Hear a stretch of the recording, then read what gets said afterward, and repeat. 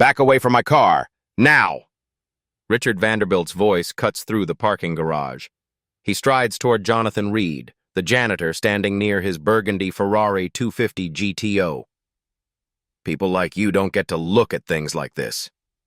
He grabs Jonathan's shoulder, shoves him backward. Richard pulls the lid off his coffee, pours it deliberately onto the concrete near Jonathan's work boots. Brown liquid spreading.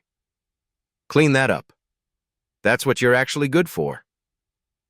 Jonathan stands there, 62 years old, black, invisible for 3 years at TechCore Industries. Behind Richard, the Ferrari sits silent, hood propped open. Engine that hasn't started in 3 months. 4 master mechanics failed. $75,000 wasted.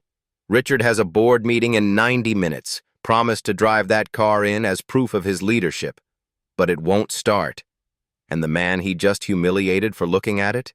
He knows exactly what's wrong. In 90 minutes, that Ferrari would either destroy Jonathan forever or prove that sometimes the person everyone overlooks sees what no one else can. TechCore Industries rises 15 stories into the Silicon Valley sky. Glass and steel, 2,400 employees, robotics, artificial intelligence. The future, they say. Jonathan Reed arrives every morning at 5, cleans the executive floors before anyone shows up, empty trash cans, wipes down conference tables, vacuum carpets. 3 years now. Same routine. He lives in a small apartment in East Palo Alto, 20 minutes away if traffic cooperates. It never does. His granddaughter Alicia stays with him, 15 years old. Smart. So smart it scares him sometimes. Her mother, his daughter Jennifer, died 4 years ago. Overdose. Before that, his wife Teresa. Cancer. Medical bills that hollowed out everything they'd saved. So Jonathan pushes a cleaning cart, wears a gray uniform with his name stitched over the pocket. Makes $1,847 every 2 weeks after taxes. It's enough. Barely. But enough. This morning started like every other. 5 a.m. arrival. Badge scan. Service elevator to the 14th floor. Executive suite. Start with the CEO's office. Except Richard came in early, and Jonathan made the mistake of stopping to look at that Ferrari, the Ferrari 250 GTO. One of 39 ever made. Richard bought it 6 months ago at a Barrett-Jackson auction. $48 million. Announced it at a company-wide meeting. Displayed the auction catalog on the big screen. Smiled while people gasped.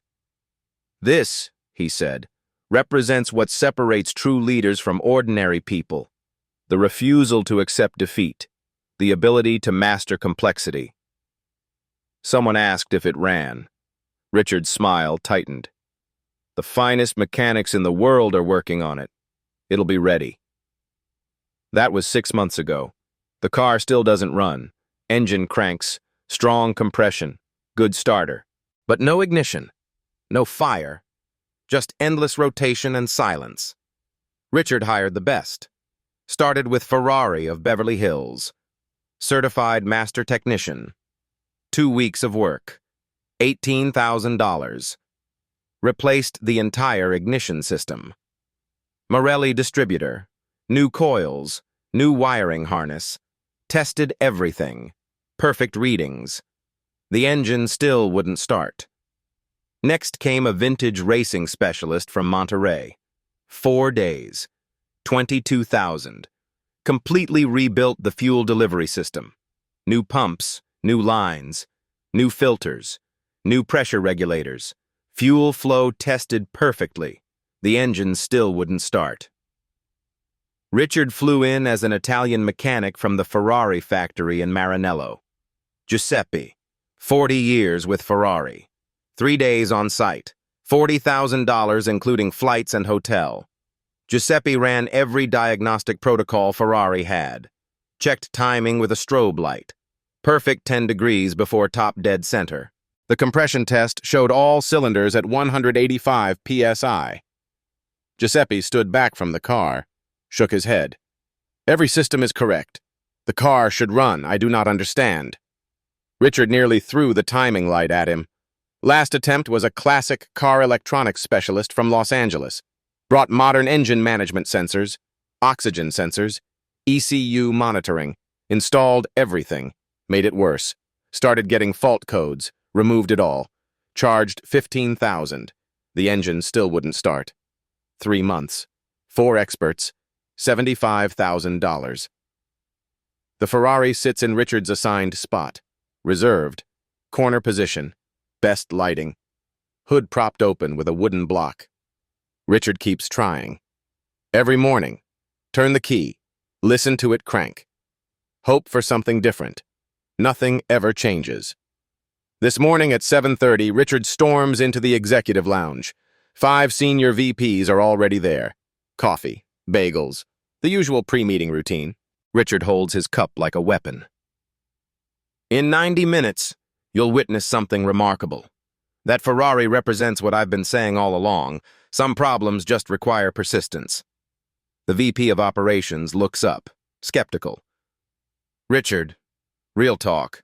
Does the car actually run? I've had the world's finest Ferrari mechanics working on it. That's not what I asked. Richard's jaw tightens. It will run. Some challenges require more than throwing money at them. They require vision, leadership, refusal to quit. The CFO, David Brooks, sets down his coffee. You've spent $75,000 on persistence. Maybe it's time to cut losses? Richard's voice rises. That's exactly the thinking that keeps people mediocre. This car will start because I refuse to fail. That is leadership. The VPs exchange glances. Nobody believes him. Richard leaves. Walks to the glass-walled conference room nearby, tosses his briefcase on the table. Technical documents spill out. Ferrari schematics, diagnostic reports, mechanic notes. He doesn't see Jonathan cleaning the glass on the other side. Jonathan wipes the window with slow, methodical circles. He can see everything. The documents spread across the table, Richard's frustrated scrawl in the margins. One note catches his attention. Giuseppe's handwriting. Italian accent somehow visible in the English words. Timing is perfect per strobe at 10 degrees BTDC. Mixture correct per manual. Compression excellent. Why won't it start? Another note. Different handwriting. The LA specialist. All sensors read normal. Computer diagnostics show 0 faults. The engine should run. Mystery. A third note. The Monterey mechanic. Fuel delivery is 100% correct. New Webers flowing perfectly to spec. And then one more line. Giuseppe again. Mixture smells slightly rich at idle attempt, but the manual says jetting is correct. Jonathan's hand stops moving, the cloth pressed against glass. His eyes fixed on those words. Rich mixture. He knows that smell. Know what it means. What are you doing? Jonathan spins. Richard stands in the doorway, face red. Those are confidential engineering documents. I apologize, sir. I was cleaning the glass and accidentally... Accidentally? Richard steps closer. You were reading them, just like you were staring at my car earlier. Sir, I wasn't trying to... You weren't trying? You look at my car. You read my private documents. You think because you can push a mop you're qualified to understand Ferrari engineering? Sandra Wu, the HR director, appears behind Richard, uncomfortable, shifting her weight. Richard points at Jonathan without looking away. Sandra, make a note. Facilities staff are not to be on executive floors unsupervised. This is exactly the kind of boundary violation I'm talking about. Sandra's voice comes out weak. Richard, he's assigned to clean this floor. Then assign him somewhere else. I don't want to see his face near my office or my car again. Richard turns, walks away. Sandra follows, whispering something about protocols and overreactions. Jonathan stands alone, his cleaning cart beside him. The cloth is still in his hand. Through the glass, he can see those notes. Giuseppe's question about the rich mixture. He knows the answer. 8:15. Jonathan retreats to the basement janitor's closet, sits on an overturned bucket, pulls out his phone. 3 text messages from Alicia, sent 20 minutes ago. Grandpa, I got in! Engineering magnet program acceptance letter came. There's an orientation Saturday and they need a $2,000 deposit by Friday for lab equipment and materials. Can we do it? This is my dream. Jonathan stares at the screen. $2,000. By Friday. 3 days from now. He opens his banking app. The checking account shows $743.18. His last paycheck stub sits in his wallet. $1,847.22. Bi-weekly.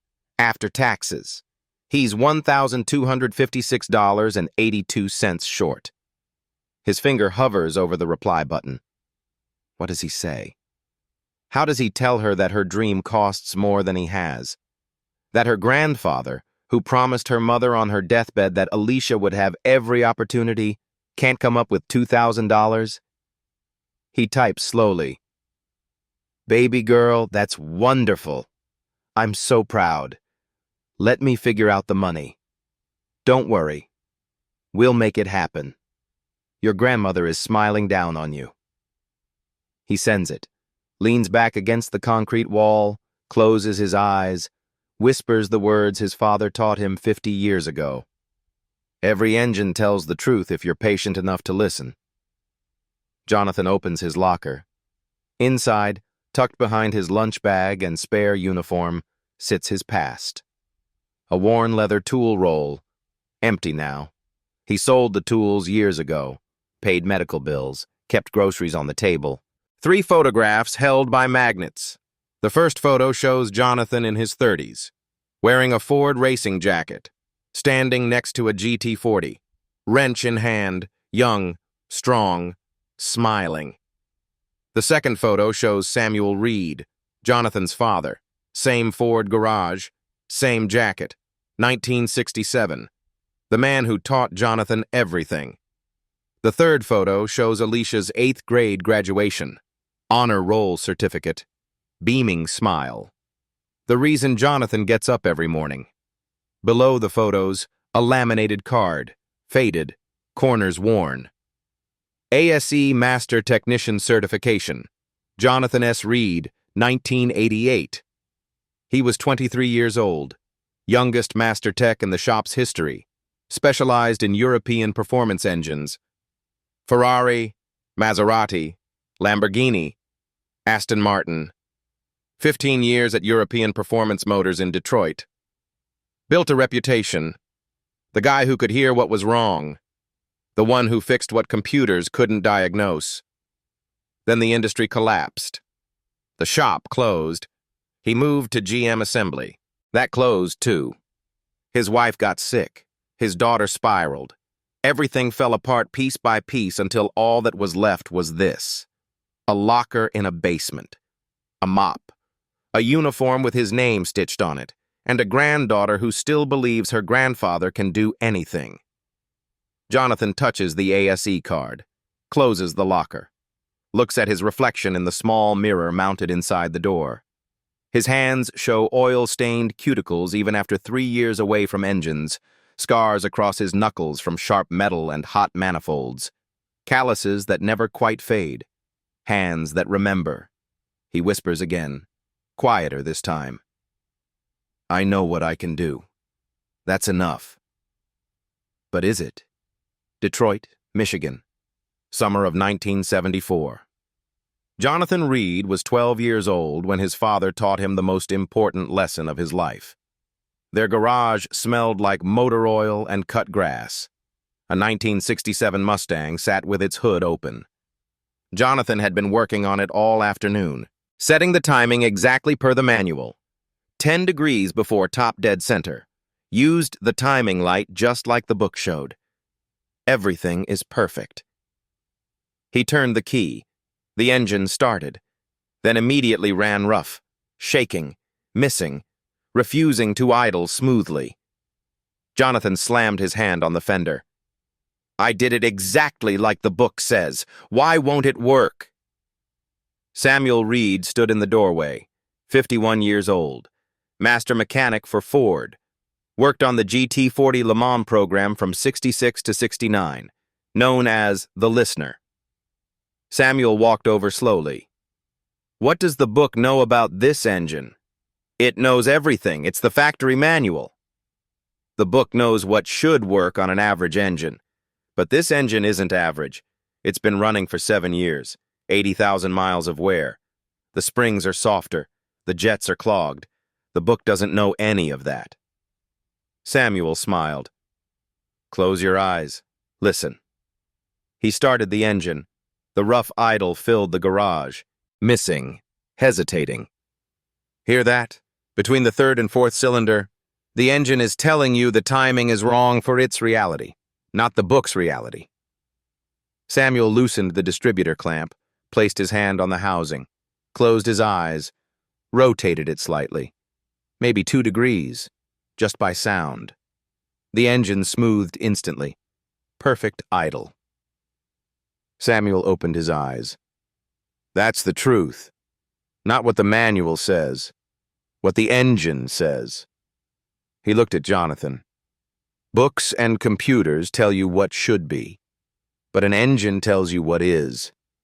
You have to listen to what it's actually saying, not what someone programmed you to expect. Jonathan never forgot those words. Every engine has its own voice, same model, same year, but different lives, different wear patterns.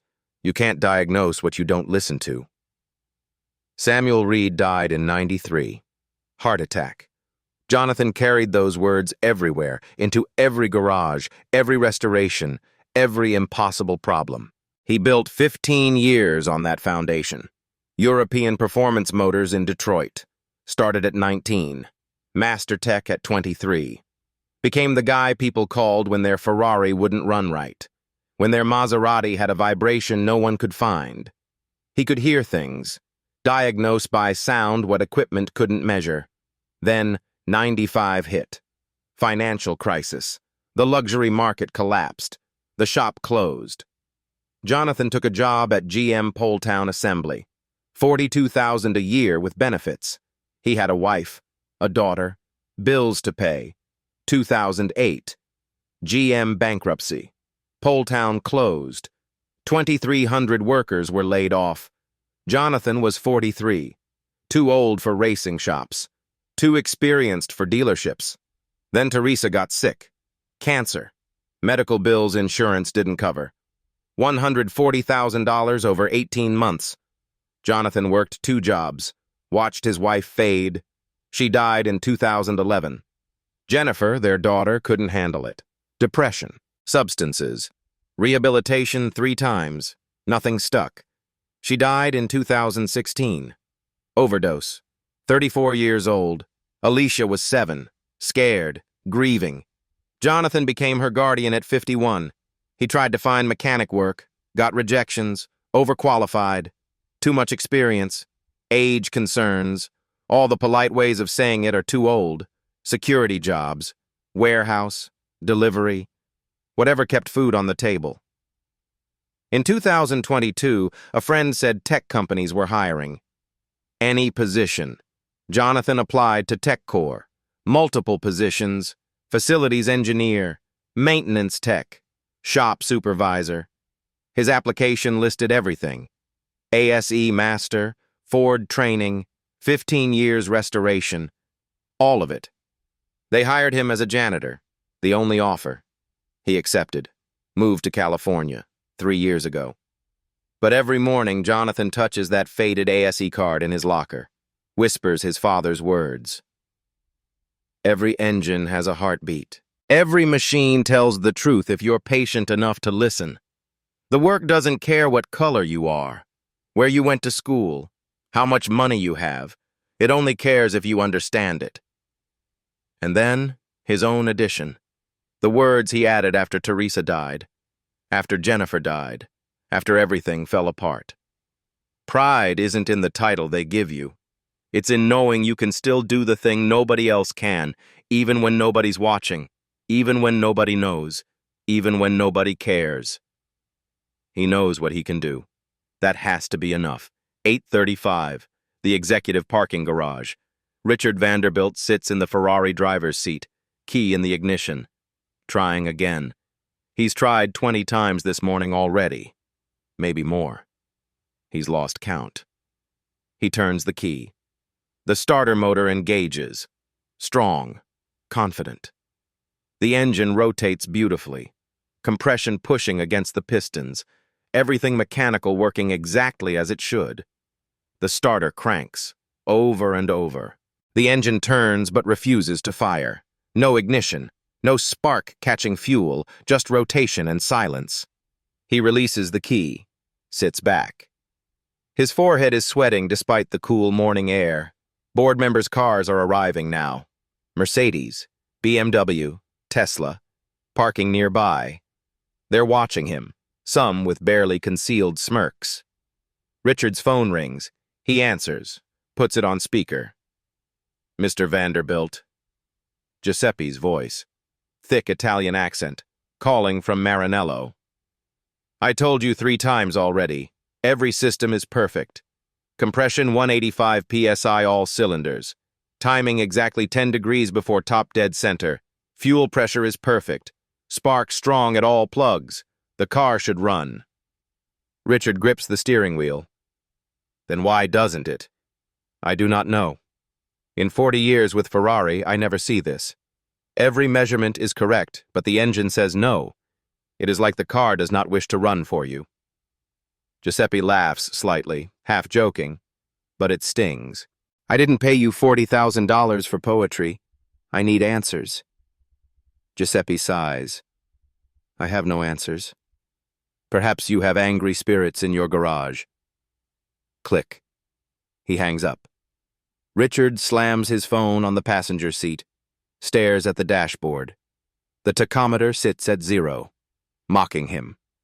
Car doors close nearby. Voices. The board members are gathering. Margaret Thornton, Dr. Kenji Yamamoto, David Brooks, others. Walking toward the garage entrance, glancing at the Ferrari, at Richard sitting in it. Hood propped open like a patient on an operating table. Margaret approaches. 67. Gray hair pulled back, sharp eyes that miss nothing. She built TechCore from a 3-person startup, knows real competence from performance theater. She stops near the driver's door. Richard, it's 8:40. The meeting starts at 9. Should we adjust expectations? Richard climbs out, defensive. No, it's going to work. The problem is just complex. These things require patience. Kenji Yamamoto walks up. 55. Former MIT robotics professor. Values precision over politics. Perhaps we could reschedule the demonstration? There's no shame in that. There's no rescheduling. Richard's voice rises. I promised the board. I put this on the agenda. This car will start. David Brooks, the CFO, speaks quietly to Margaret. He's in too deep. Pride won't let him back down. Margaret watches Richard. Pride is expensive. Richard paces, runs his hand through his hair, looks at his watch. 19 minutes until the meeting. 19 minutes to make a $48 million car do what it was built to do. Movement catches his eye. Across the garage, near the service elevator, Jonathan Reed, pushing his cleaning cart. Shift just ended, heading toward the exit, but he slows, stops, looking at the crowd around the Ferrari, at the hood propped open, at the engine visible from 30 feet away. He just stands there, watching. Richard feels something crack inside him. Desperation, humiliation, rage, all of it focusing on that one figure. You. His voice echoes off concrete walls. Everyone turns. Jonathan looks up, realizes Richard is pointing at him. You're still here? Jonathan starts to turn away. I'm leaving, Mr. Vanderbilt. My shift just ended. No, come here. Come here now. Jonathan hesitates, then slowly pushes his cart toward them. The wheels squeak, each step measured. Careful. Richard waits, arms crossed, face flushed. 20 people are watching now. Junior executives, VPs, security guards, admin staff. Word has spread about the CEO's car problem. Jonathan stops 10 feet away. Sir? Richard's voice comes out loud, performative. Everyone, I want you to meet Jonathan. He works here, facilities staff. This morning I caught him staring at my Ferrari. Not just glancing, staring, like he was studying it. A few uncomfortable laughs from the crowd. Richard continues. Then I caught him reading my private engineering documents, Ferrari schematics, diagnostic reports. He seemed very interested. Jonathan opens his mouth. Sir, I apologize if I overstepped. No, I'm not angry. I'm curious. Richard smiles, cold, sharp. You work for this company, right? You're paid by TechCore? Yes, sir. So technically, you're part of the team. We're all problem solvers here. Right, Margaret? Margaret's eyes narrow. She senses where this is going. Richard, what are you doing? He ignores her. Jonathan, you were so interested in my Ferrari this morning. You looked at it so carefully. You read the engineering documents. So here's your chance to contribute. Pause. Dramatic. This Ferrari hasn't started in 3 months. 3 of the world's best Ferrari mechanics have failed. $75,000 in repairs. Every expert is stumped. He gestures to the car. I'm giving you 5 minutes. Just 5. You don't even have to fix it. Just tell me. Diagnose what's actually wrong. Can you do that? Jonathan looks at the Ferrari, then back at Richard. Mr. Vanderbilt, I don't think I should get involved in this. I'll make it interesting. If you can tell me the actual problem, not a guess, not maybe it's this, but the real issue, I'll write you a check for $10,000, right here, right now. Gasps from the crowd, murmurs, people pulling out phones, recording. Margaret steps forward. Richard, this is completely inappropriate. I'm offering him $10,000, Margaret. That's 3 months' salary. 4 months, maybe. It's incredibly generous. Then his voice hardens. But when you fail, and you will fail because 3 Ferrari masters couldn't solve this, you will apologize to everyone here for wasting our time. You'll admit you were wrong to stare at things you don't understand. He pauses. And then you're fired. How does that sound? Silence. Complete. Absolute. 30 people froze. Phones pointed. Eyes wide. Jonathan stands there. Gray uniform. Cleaning cart beside him. The weight of every eye in that garage pressing down. Margaret's voice cuts through. Richard, I'm formally objecting to this. You're creating a hostile work environment. He doesn't have to accept. It's his choice. Richard looks at Jonathan. What do you say? $10,000 if you're right. Unemployment if you're wrong. 5 minutes on the clock. Jonathan pulls out his phone. Look at the screen. Alicia's last text is still visible. This is my dream. Can we do it? $2,000. Due Friday. 3 days away. He looks at the Ferrari. Hood open. V12 visible. He heard it cranking earlier this morning. I know that sound. That rhythm. That specific pattern of failed ignition. He looks at Richard. Face red. Desperate. Cruel. He looks at Margaret. Her expression says, don't do this. You don't have to. He looks at Dr. Yamamoto. Genuine curiosity in his eyes. Jonathan calculates. Fired means losing $3,400 a month. But $10,000 means Alicia's deposit. 5 months of rent. Breathing room. And that sound he heard. He knows that pattern. His voice comes out quiet. Steady. May I look at the engine, sir? Richard's face breaks into a triumphant grin. Oh, this is perfect. Everyone, watch this. The janitor is going to solve what Ferrari's master mechanic couldn't. Some people laugh. Some look uncomfortable. Some just stare, curious, waiting. Richard checks his watch. You have 5 minutes. Starting now. Go ahead. Show us your expertise. Jonathan sets down his cleaning cart. Walk to the Ferrari. The crowd parts. Make space. Phones everywhere. Recording. Filming. Documenting. He stands at the front of the car. Look at the open engine bay. The V12, the carburetors, the distributor. All of it laid out before him. He hasn't touched anything yet. He just looks. And listen. Jonathan stands at the front of the Ferrari, silent, still, just looking at the engine bay. Richard shifts his weight, impatient. 4 minutes left. Are you going to stand there or actually do something? Jonathan doesn't answer right away. His eyes move methodically. Distributor, spark plug wires, carburetors, intake manifold, fuel lines, reading the engine like text on a page. Then he speaks. Quiet. Calm. May I start it, sir? Richard throws up his hands. It doesn't start. That's the entire problem. I know, sir, but I need to hear it try. Hear it? Richard's voice drips with sarcasm. You're going to diagnose a Ferrari by listening?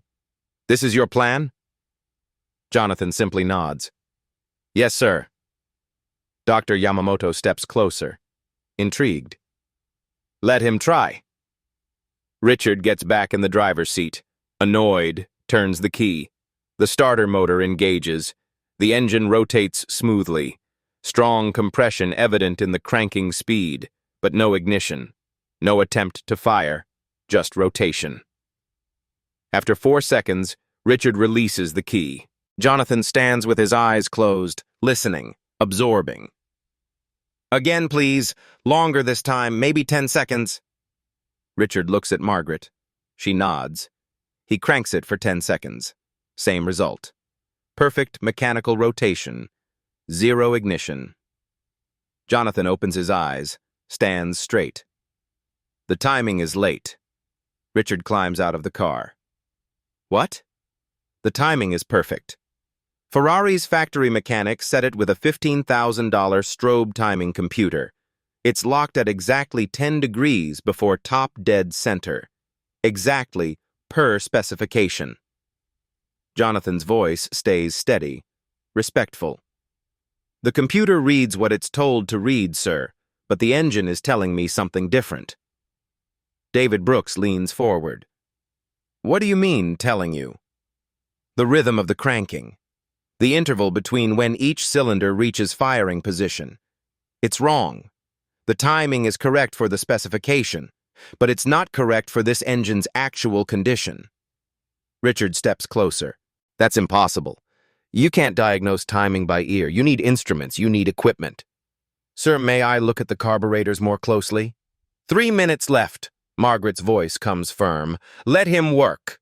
Jonathan leans over the engine bay, examines the 6 Weber carburetors mounted on the intake manifold, pulls out his phone, turns on the flashlight, shines light into the throat of the front carburetor, focuses on small stampings on the carburetor body, checks the next one, then the next.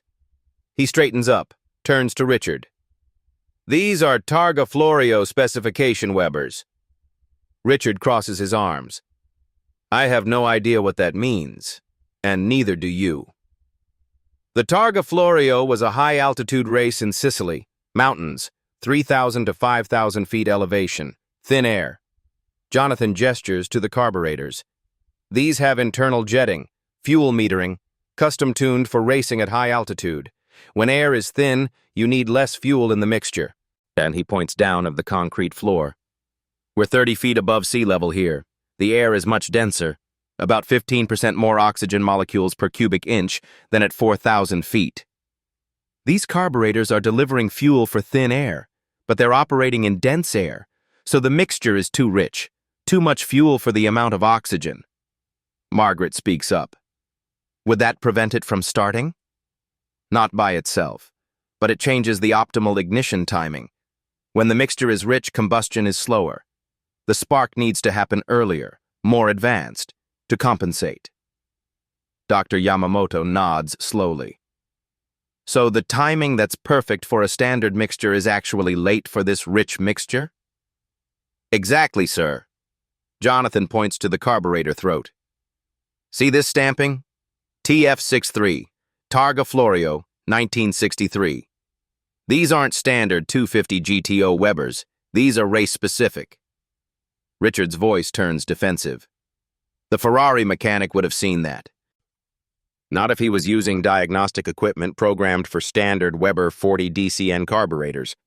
These look identical from outside. Same body, same mounting. The only differences are internal jets and these tiny stampings. The markings are barely visible even with the flashlight. David Brooks squints. How do you know what Targa Florio carburetor stampings look like? Jonathan pauses. I've rebuilt them before, sir. Long time ago. 2 minutes remaining. Richard's face reddens. Okay, fine. So the carburetors are wrong. That still doesn't help me start this car in 2 minutes. You're running out of time. May I remove the distributor cap, sir? You want to take apart my engine in a parking lot? Margaret steps between them. Richard, he asked permission. Yes or no? Richard waves his hand, dismissive, trapped. Fine, but if you break anything, you're paying for it, with money you don't have. I'll be very careful, sir. A security guard hands Jonathan a screwdriver from his belt. Jonathan removes the distributor cap. 4 spring clips. Takes 20 seconds. He sets the cap carefully on the fender. A junior executive hands him a clean cloth to protect the paint. Jonathan examines the rotor underneath, the spinning arm that distributes spark to each cylinder. Lifts it out carefully, sets it aside, looks at the centrifugal advance mechanism underneath. 2 small weights visible, spring-loaded. He stares at these weights for 5 full seconds, then lifts his head. Here's the second problem. He gestures for people to look. Several step closer. Phones recording everything. This distributor has been modified.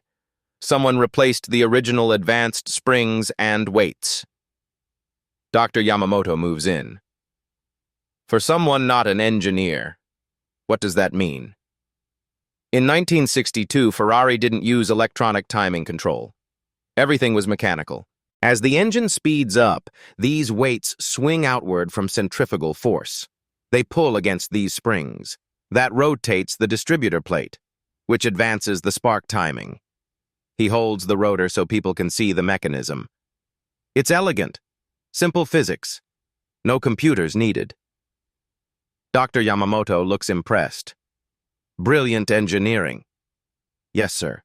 But these weights and springs aren't original. They're wrong. Jonathan continues. This engine was designed for racing fuel, 100 octane or higher, with lead additives, but modern pump gas is only 91 octane, unleaded. Lower octane fuel ignites too easily under high compression. It can cause pre-ignition. Knock, ping, sounds like marbles rattling in the engine, can destroy pistons. Someone, probably a previous owner in the 80s or 90s, installed heavier advance weights and stiffer springs to retard the timing advance, prevent knock on modern fuel. David Brooks asks, so they fixed the problem? They fixed the knock problem, yes. It was actually a smart modification for modern fuel. Jonathan pauses. But now you have 2 factors working against ignition. He holds up one finger. Rich fuel mixture from altitude-tuned carburetors. That needs more time to advance. Hold up a second finger. Modified advance mechanism that prevents timing advance on modern fuel. Each problem alone the engine might overcome. It would run poorly, but it would run. Both problems together? The ignition timing can't reach the sweet spot. The engine can't find its combustion point. Margaret speaks. So these 2 fixes from different eras are fighting each other? Yes, ma'am. Exactly. Richard's skepticism shows. How do you know those weights aren't factory original? Jonathan examines them closely under his phone light. The wear pattern. See this light polishing on the pivot points? These have maybe 50, 60 running hours on them. If they were original from 1962, they'd have thousands of hours of wear, deep grooves, pitting, discoloration. Plus, Ferrari used spring tension advance control in '62, not weight mass systems. This weight-based modification is a technique from the '70s. Wrong decade, wrong design philosophy. Dr. Yamamoto turns to Richard. Where did you study mechanical engineering? Richard's voice comes cold. I didn't. I studied business at Wharton. Why? Just curious. The tone says everything. Richard has zero technical knowledge to evaluate any of this. 1 minute remaining. Richard's agitation shows. You have 1 minute. You've diagnosed 2 problems. Congratulations. But that doesn't make the car start. You're about to lose your job, Jonathan. Jonathan stays calm. I understand, sir. Margaret speaks quietly to Richard. You're enjoying this? I'm proving a point. 30 seconds left. Jonathan looks up from the distributor. Mr. Vanderbilt, I can start your car right now. Complete silence. Every phone camera focused on Jonathan. Richard stares. What did you say? I can start it, right now, but it won't idle perfectly. It'll run rough, maybe misfire occasionally at low RPM, until you properly fix both issues. Rejet the carburetors for sea-level air density, and install the correct advanced springs. Richard's eyes narrow. You're bluffing. No, sir, I'm not. Jonathan explains. The timing is computer-locked at specification. 10 degrees before top dead center. But in 1962, these distributors were designed to be manually adjustable. I can rotate the distributor housing, mechanically advance the timing, compensate for both the rich mixture and the retarded advance curve. Dr. Yamamoto asks, by how much? Maybe 4 degrees, maybe 5. I'll need to do it by feel, by ear, the way mechanics did before computers. Richard's voice rises. You can't just guess at ignition timing. Jonathan meets his eyes. I'm not guessing, sir. It's listening. It's what the engine has been trying to tell you for 3 months. Margaret stands. Richard, let him try. If he's wrong, you still fire him and you've lost nothing. If he's right, well. She leaves it hanging. Richard is backed into a corner. Fine. You have 15 seconds. Do it. I need someone to turn the key to on position, not start, just on, while I adjust. Then when I say now, turn it to start. The security guard volunteers. I'll do it. When I say now, turn the key to start and hold it. About 3 seconds, okay? The guard nods. Got it. Jonathan loosens the distributor clamp bolt with the screwdriver. 1 bolt. Takes 10 seconds to loosen. Not removed. Just loosen enough to allow rotation. He places his left hand on the distributor housing. Places right hand on the intake manifold. Feeling for vibration. For feedback. Closes his eyes. The security guard turns the key to on position. Not start, just on. The fuel pump primes. A quiet electric whir. 2 seconds. Jonathan's left hand begins to rotate the distributor housing. Counterclockwise. Advancing timing. Tiny movement. Maybe 1/8 inch rotation. His face shows absolute concentration, like he's feeling for something through his hands, through the metal, through some connection most people don't have. He rotates a tiny bit more. Stops. Holds the position. His right hand on the manifold. Feeling the engine. Reading it through touch. 3 seconds of absolute stillness. Opens his eyes. Tightens the clamp bolt. Holding the distributor in the new position. Steps back. Now. The security guard turns the key to start. The starter motor engages. The engine cranks. Once. Twice. Then it catches. The sound that fills the parking garage is immediate, unmistakable. 12 cylinders firing in sequence. Deep, visceral. Mechanical thunder. The Ferrari is running. Not perfectly. There's a slight slope to idle. A subtle irregularity. An occasional small misfire. Exactly as Jonathan predicted. But it's alive. The exhaust note echoes off concrete walls. A baritone rumble that hasn't been heard here in 3 months. The tachometer needle swings up. 850 RPM, 920, 880. Hunting slightly. Settles around 900. Richard Vanderbilt sits in the driver's seat. Hand still on the key, just released it from the start position to run. His eyes are locked on the tachometer. 900 RPM. His mouth hangs open.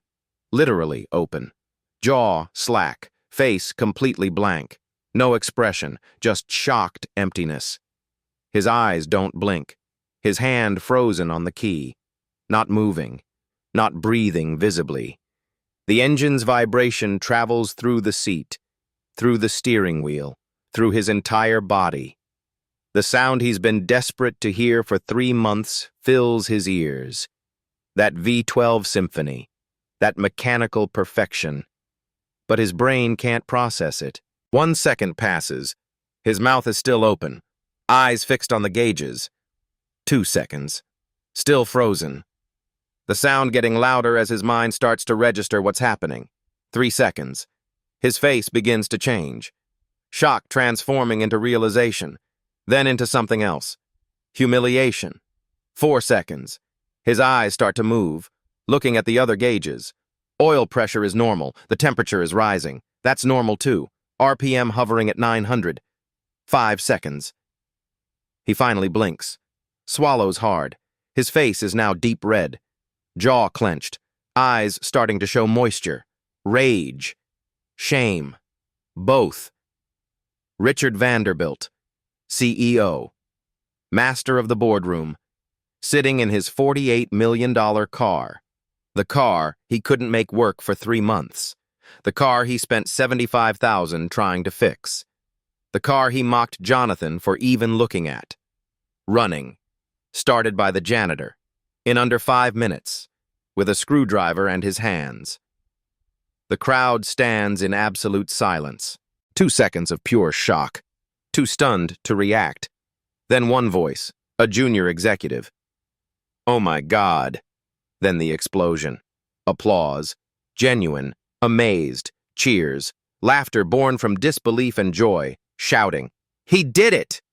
I can't believe it! That's incredible! 3 months. 3 experts. 5 minutes. Phones everywhere. Recording, filming, capturing every second. People talking over each other. The security guard who turned the key wears a huge grin, shaking his head in disbelief. David Brooks laughs. Pure astonishment. 3 months. 3 world-class mechanics. 3 minutes with a screwdriver. Unbelievable. Dr. Yamamoto stands with arms crossed. Broad smile, slow appreciative nod. Just impressed. Genuinely impressed. Margaret Thornton doesn't smile. She watches Richard. Her face shows a cold assessment, calculating what this means, what this reveals. Not about the car, about the man sitting in it. The Ferrari idles, rough but unmistakable. That V12 rumble, the sound of Italian engineering from 1962. The sound Richard has been chasing. The sound that was supposed to prove his genius. Now it proves something else entirely. Margaret walks to the driver's door, stands there. Richard finally turns his head, looks at her. His face is a mixture of emotions he can't hide, can't control. Margaret's voice comes quiet, but everyone can hear. "Turn it off, Richard." Richard reaches for the key with a trembling hand. "Turn it off." The V12 dies with a final rumble. The silence that follows feels somehow louder than the engine was. Margaret doesn't move. "You offered this man $10,000 if he diagnosed your car. He did more than diagnose. He started it. Pay him. Richard's voice comes out hoarse. Margaret, this isn't... Write the check, now, or I'm calling an emergency board meeting in 5 minutes to discuss your judgment, your treatment of employees, and your $48 million impulse purchase. Yes, Richard reaches into the glove compartment. His hands shake, pulls out a leather checkbook, gold embossed. Expensive, beautiful, useless for the last 3 months. He writes, the pen moving across paper. His hand is barely steady, tears it out, holds it toward Jonathan without looking at him. Jonathan steps forward, takes it. $10,000. Made out to Jonathan Reed. More money than he's held at once in 12 years. Thank you, sir. Margaret isn't finished. She turns to face the crowd. Jonathan, what's your full employment history? Jonathan hesitates. Ma'am, I'd really rather just... Indulge me, please. This is important. Jonathan takes a breath. Jonathan Samuel Reed. I'm facilities maintenance here at TechCore. Before TechCore? 15 years in automotive restoration. Detroit, specialized in European performance engines, Ferrari, Maserati, Lamborghini. Before that, Ford Assembly. Credentials? ASE Master Technician, Ford Advanced Propulsion Training. Some other certifications. Margaret turns to Sandra Wu. The HR director has been standing at the edge of the crowd, pale, uncomfortable, knowing what's coming. Sandra, pull his application file, right now. Sandra already has her phone out, calling the HR office. 30 seconds of silence. Then her voice, reading from her screen, shaking. Margaret, his application lists everything. ASE Master Technician Certification 1988. Ford GT Program Family Background. European Performance Motors 15 years. Specialized training in Italian performance engines. We have all of it on file. Margaret's voice stays level. And he was hired as what? Facilities maintenance, custodial services. Why? Sandra can barely finish the sentence. The system flagged him as overqualified for technical positions. His age indicated limited career runway. The algorithm assessed him as low ROI for technical training investment. Margaret turns slowly to face Richard. Her voice is ice cold. So we had a Ferrari master mechanic cleaning our toilets, and you just humiliated him in public for looking at your car. Does that summarize it? Richard says nothing. Can't say anything. Margaret's eyes don't leave him. Richard, my office, now. The rest of you, the board meeting was postponed 1 hour. Margaret turns back to Jonathan. Don't go anywhere. I need to speak with you in 10 minutes. She walks toward the building. Richard follows, like a student called to the principal's office. The crowd begins to disperse, murmuring, replaying what they just witnessed on their phones. Dr. Yamamoto approaches Jonathan. Our robotics division builds autonomous manufacturing systems. Beautiful engineering on paper, but constant mechanical failures in real-world testing. Designs that should work but don't. He pauses, choosing his words carefully. We need someone who understands how machines actually behave versus how they should behave. Someone who listens to what is, not what the manual says should be. Jonathan shifts uncomfortably. Sir, I appreciate the thought, but Margaret is going to offer you a position. Senior Mechanical Systems Consultant. I'm hoping you'll accept. We need you. Jonathan looks down at the check in his hand. $10,000. Then at his reflection in the Ferrari's window. Gray uniform. Name stitched over the pocket. I'm 58 years old. I push a mop. Dr. Yamamoto smiles. You just did in 3 minutes what defeated 3 experts for 3 months. Age is exactly why we want you. Experience matters. 10 minutes later, Margaret returns. Richard is not with her. She walks directly to Jonathan. Jonathan, I'm offering you a position. Senior Mechanical Systems Consultant, Robotics Division. Starting salary $145,000 annually. Full benefits. Education fund that covers dependent expenses including tuition and fees. Jonathan's voice catches. Jonathan's voice. Ma'am? Richard has been removed from operational authority pending board review. We're conducting a company-wide audit of our hiring practices. She pauses. I'm asking you, do you accept this position? Jonathan thinks of Alicia, the $2,000 deposit, the engineering program, her text message. This is my dream. He thinks of his father, Samuel Reed, that Detroit garage, the lesson about listening, about truth versus expectation. He thinks of Teresa, Jennifer. Everything is lost. Everything rebuilt. Yes, ma'am. Thank you. Margaret extends her hand. Jonathan shakes it. Her grip is firm. You start Monday. And Jonathan, no more hiding what you can do. We need it. 1 hour later. The board meeting convenes. Full attendance. Conference room on the 15th floor. Floor-to-ceiling windows overlooking Silicon Valley.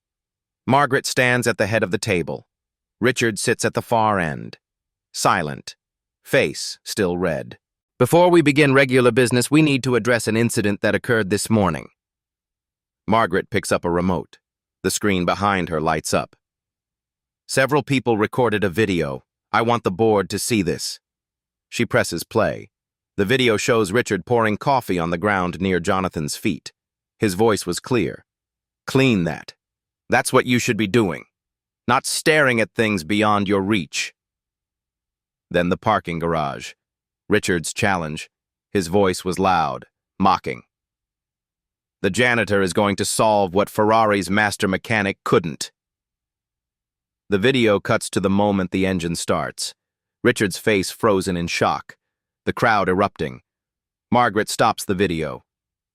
This morning, Richard spent 3 months and $75,000 failing to start a $48 million car. He then publicly humiliated an employee who had the exact expertise we needed. An employee whose application listed 15 years of Ferrari restoration experience. An employee our system flagged as overqualified and too old. She looks around the table. We had a master Ferrari mechanic cleaning our floors because an algorithm decided he had limited career runway, and our CEO decided he was beneath notice. David Brooks speaks up. What's the exposure here? Legal liability? Substantial. Physical contact. Termination threat. Public humiliation. Hostile work environment. Age discrimination in hiring. Margaret pauses. But that's not why we're here. We're here because this represents a fundamental failure of leadership and judgment. She places a document on the table. I'm calling for a vote.